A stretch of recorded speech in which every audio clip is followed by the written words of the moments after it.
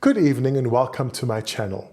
My name is Jeremy and this evening I'm going to teach you how to make a vegetable soup. But not just any vegetable soup. You know when you go to the supermarket, you get a packet of soup vegetables that looks like this. And it's very convenient that the supermarket chains have packed these vegetables like this for us, but no one ever tells you how to make soup with it. So that's what I'm doing tonight. I'm teaching you how to make soup from one of these packets that comes with no instructions. So let's get started.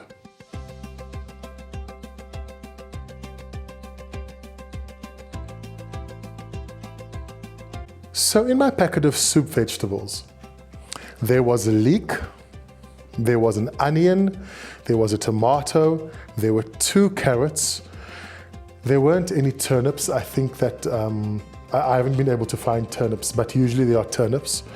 There was a potato and there was parsley and celery. Now there's usually not this much parsley and celery because usually the turnip takes up some more space. But I'm going to use the entire packet like I got it. I'm going to add to that a packet of soup, some stock, some garlic and ginger, chili, some bay leaves, and a stick of cinnamon. So I'm going to start by preparing the vegetables. I'm going to start by chopping up the onion and the chili along with the garlic and ginger. I've put the stove on and I'm going to add some oil into my pot, about 2 tablespoons, that's more like 3 tablespoons. And to that, I'm going to add the onions, the chili, and the leek. I've just chopped them all up, as well as the bay leaves and the stick cinnamon. I won't put in the garlic and ginger yet because as you can see, I've grated them. And if you put grated garlic and ginger into the hot oil, it might burn and make your food bitter. So while that browns, I'm going to grate all my vegetables. So I'm going to grate the 2 carrots, the potato, and I'm going to grate the tomato. I don't peel my carrots before I grate them. I don't think anyone peels carrots anymore. Now I usually peel the potato, but today I'm going to try and see what happens if I don't. I'll tell you how it turns out.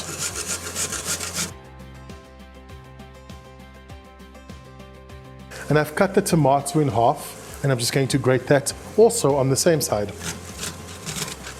Now you'll be left with that. You can't grate that. That just gets thrown away. Okay, so you can see that the onions have browned slightly. They've become see-through more than brown, but that's enough. And I'm going to just add the vegetables to that. Next, I'm going to add all the parsley and the celery. I'm going to just cut it with scissors. Now you see, I'm not really fussy about how I cut it. I'm not making a smooth vegetable soup. I'm not making a chunky one, but I want pieces of vegetables in there. So that's why the scissors work fine. I have washed all these vegetables. You don't just take them out of the packet and start. To that, I'll add my garlic and ginger. And to that, I'm going to add some stock. Now, I was going to make a vegetarian soup, but I only have beef stock. So if you want a vegetarian soup, you'd make it with a vegetable stock. So I'm going to add 1 cup of stock. And if you read the instructions, it says, dissolve 1 teaspoon of beef stock powder in 1 cup. So either 1 cup of stock like this, or you could just use a beef cube, or a chicken cube, or a vegetable cube. But if you're making for vegetarians, please don't use beef stock. Okay. So now I'm just going to add some boiling water because I'm going to leave the soup to boil, but it needs water to boil in. So I don't want to add any more water than I need because I don't want the soup to be too thin at the end. So I'm just going to cover the vegetables. You see, I'm just covering the vegetables with the water. And then I'm going to leave it to boil covered for at least an hour before I continue. So it's been an hour. Let's see what the soup looks like. I haven't left it alone for an hour. I've added water quite a few times, maybe 3 or 4 times, because as you can see, I'm boiling it quite briskly. I'm not happy with how this looks. I'm going to let it go for another hour. So I'm going to cover it. I'm going to keep on checking it every 10 or 15 minutes just to make sure it doesn't burn, but I'm going to let it boil for another hour. So the soup has been boiling for another hour. I moved it onto the other stove because on this stove I have a steamed bread, well, a bread that's steaming. I will share that recipe with you next week because this bread is awesome with the soup. So what I'm going to do now is I'm going to take a packet of brown onion soup and mix it with cold water. You can use any brand of brown onion soup. I just bought Royco because that's what was available. Make sure your water is cold. If you use hot water when you do this, then you'll get lumps. So this is how it looks after 2 hours of boiling. And now I'm going to add the brown onion soup. Now I usually do this on the stove. I don't remove it from the heat to do this. Once the brown onion soup goes in, you need to turn down the heat or you need to watch it because the soup, the brown onion soup thickens your soup in the pot. And then it starts burning. Then I need to season it, so I'm going to season it with pepper. This is just personal preference. Do you like a peppery soup?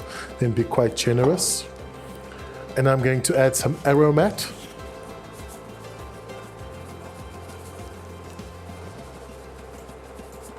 I'm going to add some sugar, about 1.5 teaspoons. It just brings the flavors together nicely. And then you can see it's already thickened and the color's already changed. And I'm going to put it back on the stove and then I'll taste if it needs more salt. With the aromat, the soup and the stock in there, it might not need any, but you only know once you taste. And then I will decide on the stove how thick I want it and possibly add more water because this is going to be quite a thick soup. So that's also just personal taste. So I'm going to return it to the stove and all I'll do over there is I'm going to let it boil for about 5 more minutes and I'll add salt if necessary and I'll add water if necessary, and when it comes off I will show it to you again. Once the soup was back on the stove, I added about 1 teaspoon more of salt and that was it. I just let it simmer very gently without boiling, and this is what we have. So there you have it, vegetable soup that we are pairing with a steamed loaf.